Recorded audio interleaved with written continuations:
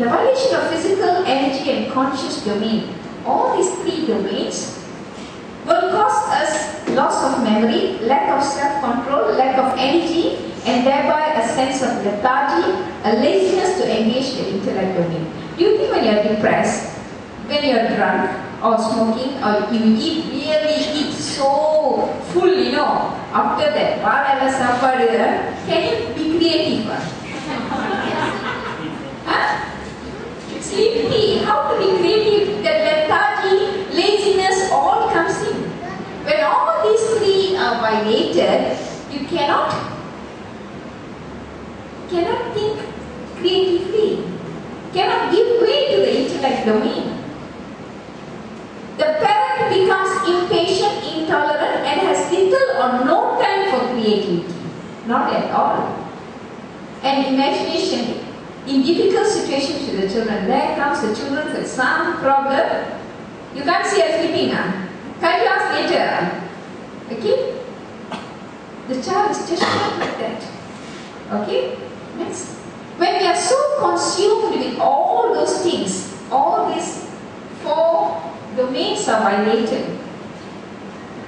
Frustration, stresses, fear, anxiety, all this comes in and all violate the different domains of our human personality.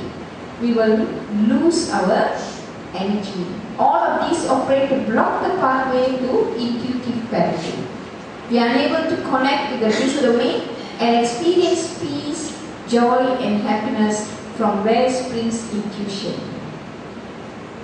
I tell you what, if you all can get the book, The Alchemist. About a boy, a story of a young boy. He goes searching for some kind of treasure. He's actually a shepherd. He goes searching for some kind of treasure all the way from Spain right up to Egypt. He was just guided and he went searching. He sold all his sheep, he was guided, he lost his things, he lost everything, his money, he worked in so many places, and at last he went there searching. When he reached there, he realized that it is just at the next doorstep. We failed to realize whatever we are searching for, but we go searching all outside. If we don't violate any of this, you don't have to go for any places to seek. It is within us. If you can get that book and read, it's a beautiful storybook. Okay? It's about a boy seeking, alchemist. He became an alchemist. Every one of us can be an alchemist. But we fail to let our own soul look or seek the alchemist within us. See, what we tend to do, or lots of parents, not necessarily do, but there are parents who are what we call cubes. They are cubes. Why? Because their method of parenting that they have chosen for themselves is strict, discipline. I said you do.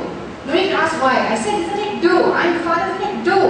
Quick, no, it's firm. Nothing, no two ways, no negotiation, no explanation, just do.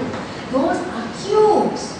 And those days, fathers tended to be cubes. Okay, that's it. Everybody shudders. The father comes in. You know, one of the brothers used to say, when one of his friends, fathers, everybody knows what mood the father is in. When they step into the house, they look at the dog. If the dog is under the bed, then father is in a bad mood. You know, that's how father used to be those days. Even the dogs are scared of father.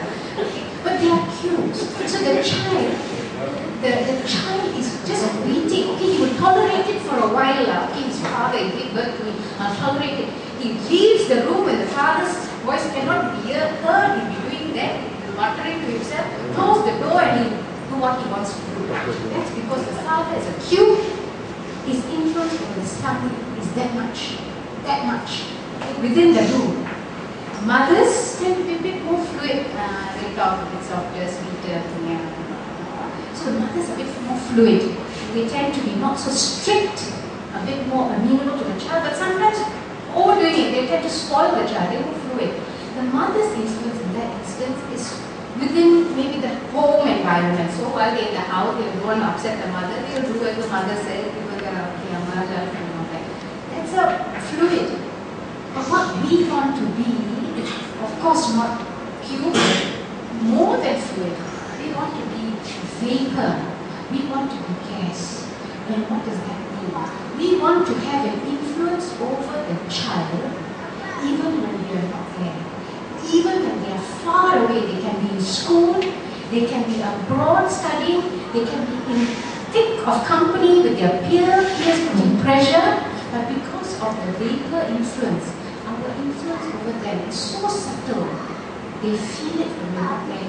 Their conscience will not allow them to go against the teachings, the way you have brought them up. So that is ultimate parenting. To be able to have a say on what your child does, not through compulsion, but because you're so subtle with them, they have bonded with you so beautifully that you're not there and they can still hear you, feel you, sense you, and they cannot act against you. That is intuitive parenting.